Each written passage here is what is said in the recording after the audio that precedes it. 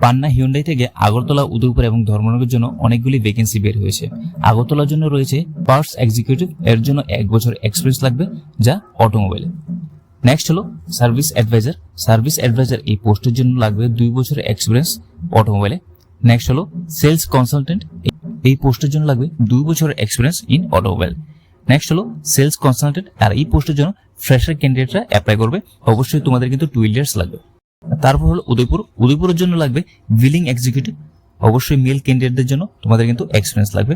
Next হলো sales consultant, এই পোস্টের জন্য 2 বছরের এক্সপিরিয়েন্স লাগবে, তোমরা ফিমেল মেল দুজনেই অ্যাপ্লাই করতে পারবে। নেক্সট হলো ক্যাশিয়ার, এই পোস্টের জন্য 1 বছর এক্সপিরিয়েন্স লাগবে, অবশ্যই ট্যালিতে নলেজ থাকা দরকার। নেক্সট হলো পার্টস এক্সিকিউটিভ, এই পোস্টের জন্য 2 বছরের এক্সপিরিয়েন্স লাগবে। তারপর দেখবো আমরা ধর্মনগর। ধর্মনগরের জন্য সেলস কনসালটেন্ট লাগবে এবং অবশ্যই 2 বছরের এক্সপিরিয়েন্স লাগবে ইন অটোমোবাইল।